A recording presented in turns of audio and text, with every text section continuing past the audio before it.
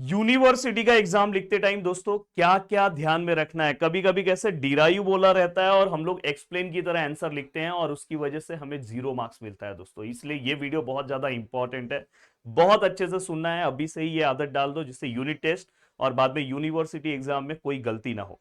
दोस्तों सबसे पहले कमेंट करो कि मैकेनिक्स का लेक्चर मैं कब से स्टार्ट करने वाला हूं, और मैं ये भी देखना चाहता हूं कि ये यूनिवर्सिटी एग्जाम से रिलेटेड वीडियो है, तो मैं ये देखना चाहता हूं कि कौन से यूनिवर्सिटी के स्टूडेंट सबसे ज्यादा है। वीडियो के नीचे पावर कौन से यूनिवर्सिटी का सबसे ज्यादा दिखाई दे रहा है, और वीडियो को लाइक कर देना, चैनल को सब्सक्राइब कर देना दोस्तों।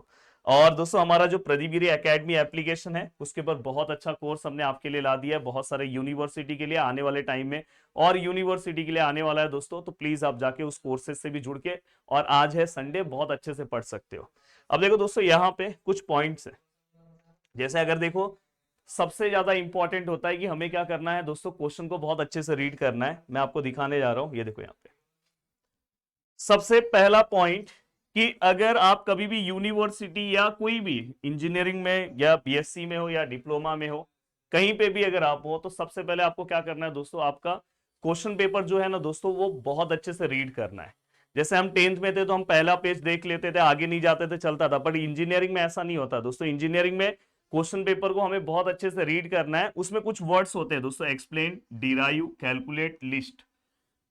आपको ये सब वर्ड्स के अकॉर्डिंग अपने आंसर्स को लिखना है। अब अगर समझो वहां पे, अगर दोस्तों वहां पे एक्सप्लेन बोला है, तो आपको एक्सप्लेन के अकॉर्डिंग अपना पूरा का पूरा आंसर लिखना है। अब पता चला कि आप एक्सप्लेन बोला है और दोस्तों आप वहां पे डेरिवेशन लिख के आ रहे हो, उससे रिलेटेड तो नहीं चलेगा। और जहां पे डिराइव बोला है वहां पे बस आप एक्सप्लेन करके आओगे तो नहीं चलेगा।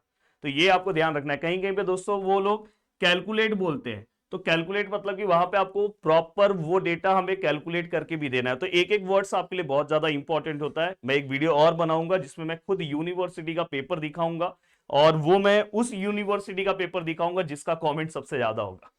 जिस यूनिवर्सिटी या ऑटोनोमस कॉलेजेस का कमेंट वीडियो के नीचे सबसे टॉप पे चलेगा, आने वाले 10 दिन के बाद मैं एक स्पेशल पेपर उनका दिखाऊंगा और उनके रिलेटेड मैं एक्सप्लेन करूंगा इसको। तो देखना चाहता हूं कौन से यूनिवर्सिटी का कमेंट सबसे ज्यादा है।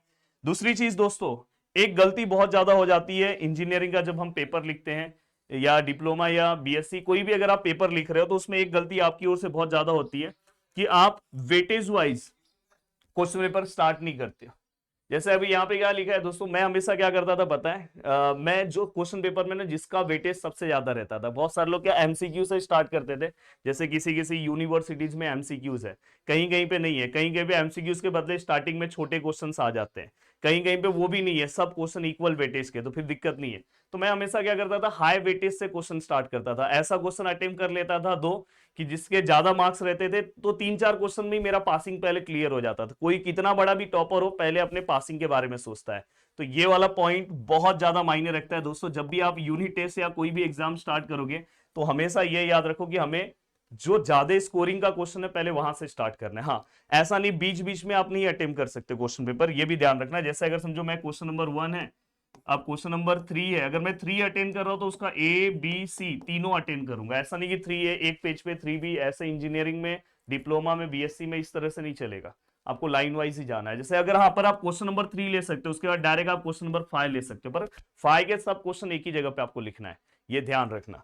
साथ में दोस्तों इसके बाद अगर मैं बात करूं, जो आपको अपना आंसर लिखना है दोस्तों बहुत ही क्लियर लिखना है, क्योंकि बहुत सारे ऐसे यूनिवर्सिटीज है जहां पे पेपर स्कैन होता है, स्कैन होता है और फिर उसके बाद चेक होता है। जैसे अगर जो आपका आंसर सीट है, वो आंसर सीट पहले पूरा स्कैन करेंगे, और स्कैन करके उसके अकॉर्डिंग फिर वो क्या करेंगे, चेक करेंगे। तो कभी कभी कैसा होता है कि यूनिवर्सिटीज में, अभी जैसे आपने उन्होंने बोला है कि ब्लैक पेन से पेपर लिखने को, ये बहुत इंपॉर्टेंट डेटा बता रहा हूं, ब्लैक पेन लिखने बोला है, आपने ब्लू पेन से पेपर लिख दिया, तो कभी कभी ऐसा होता है कि वो पेपर प्रॉपर स्कैन नहीं हो पाता और आपको उस पार्ट का मार्क्स नहीं मिलता, और जिससे उस सब्जेक्ट में आपको केटी आती है। बहुत इंपॉर्टेंट चीज ये ध्यान रखना है, पेन से रिलेटेड जो बता रहा हूं, कि ये गलती मत करना। आपके यूनिवर्सिटीज में क्या है, कौन सा पेन यूज कर रहे हैं, अगर उन्होंने बोला है कि पेपर स्कैन होगा, क्योंकि बहुत सारी ऐसी यूनिवर्सिटीज है जहां पे पेपर स्कैन होके चेक हो रहा है, तो वो आपके साथ ना हो जाए, नहीं तो पता चला 2-3 पेज आपका स्कैन ही नहीं हुआ, तो आपको मार्क्स कम आ जाएंगे। अब देखो दोस्तों, ये हो गया, ठीक है सर, ये तो आपने बहुत अच्छा पॉइंट बताया। अब इसके बाद दोस्तों, हमेशा ये मैं खुद करता था, जिसकी वजह से मुझे थियरी सब्जेक्ट में बहुत अच्छे मार्क्स मिलते थे। कोई भी अगर थियरी क्वेश्चन आता है दोस्तों, तो हमेशा ट्राई करो कि देखो सब लोग अगर सेम आंसर लिख रहे हैं वही आंसर आप लिखोगे तो मार्क्स नहीं मिलेगा। आपके आंसर में एक प्रॉपर डेफिनेशन ट्राई करो लिखने के लिए। कोई भी अगर समझो क्वेश्चन आ रहा है तो उसमें आप डेफिनेशन लिखो। जैसे फोटोवोल्टेइक सेल के ऊपर कोई क्वेश्चन आता है तो फोटोवोल्टेइक सेल से रिलेटेड डेफिनेशन क्या है तो वो आप लिखो। उससे रिलेटेड अगर आप कुछ डेफिनेशंस बना सकते हो तो बहुत अच्छी बात है। डेफिनेशंस कैसे बनाते हैं वो भी मैं आपको सिखा दूंगा।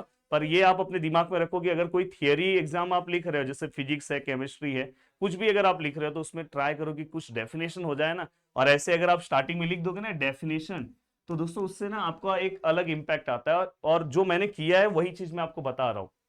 देन दोस्तों इसके बाद डायग्राम वेयर नेसेसरी। मैं तो हमेशा बोलूंगा कि इफ पॉसिबल, नेसेसरी जाने दो दोस्तों, नेसेसरी में तो बनाते सब लोग हैं। इफ पॉसिबल, जितना पॉसिबल हो सके उतना पेपर में डायग्राम के ऊपर ध्यान देना है।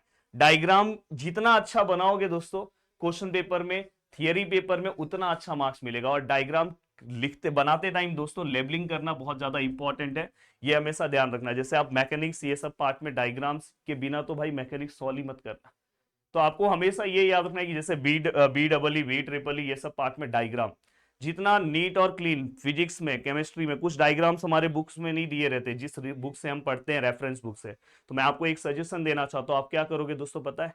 आपको सर्च करना है, गूगल पे जाना है, स्केच डायग्राम रिलेटेड टू जो भी आपका रिस्पेक्टिव टॉपिक होगा। मैं इसी तरह से करता था और यही रीजन है मेरा यूनिवर्सिटी में टॉप करने का। मेरे आंसर देखो, मेरे पास भी वही चीजें रहती थी जो मेरे दोस्तों के पास रहती थी, बट मेरा सबसे प्लस पॉइंट था आंसर लिखने का।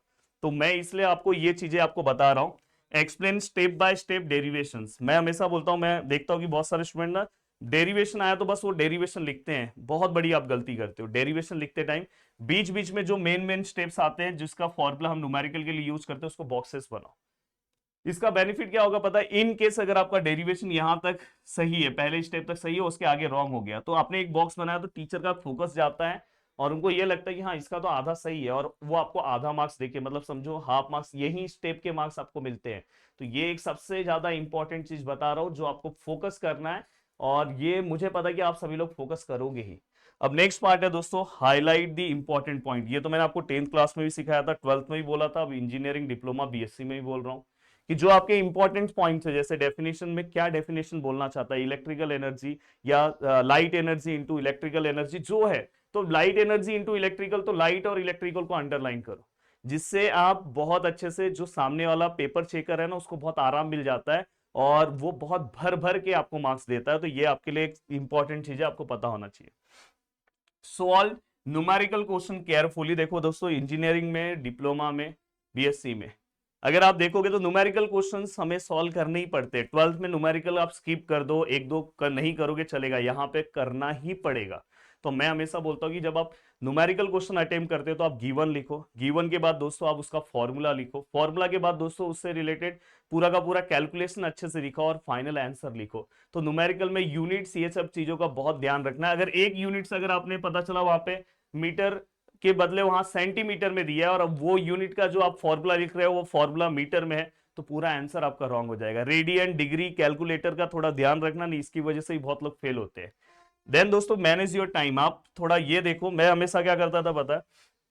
यूनिवर्सिटी एग्जाम में स्टार्टिंग का जो पहला पेज रहता था ना दोस्तों, पहला क्वेश्चन, मतलब स्टार्टिंग के अगर समझो मैं जो क्वेश्चन अटेम्प्ट करता था, जैसे मेरे को क्वेश्चन नंबर 3 बहुत अच्छे से आता है तो मैं 3 पहले अटेम्प्ट करता था। उसके लिए ना मैं बाकी क्वेश्चन से ज्यादा टाइम लगाता था, क्योंकि वहां मैं पेपर बहुत नीट लिखता था, उसका इंपैक्ट मेरे को ना आगे के पेपर में मिलता था। मुझे ऐसा कोई थियरी लगता था ये मेरे को आता नहीं है, वो मैं लास्ट में लिखता था, क्योंकि स्टार्टिंग से टीचर के मन में एक इमेज क्रिएट हो जाएगा कि हाँ ये पढ़ने वाला बच्चा है, बहुत अच्छा आंसर लिख रहा है, तो लास्ट में भी आपको मार्क्स मिलेगा। और ऐसे मैंने बहुत सारे एग्जाम में बहुत अच्छे मार्क्स स्कोर किया है यही टेक्निक की वजह से। तो मुझे ऐसा लगता है कि आपको भी करना चाहिए।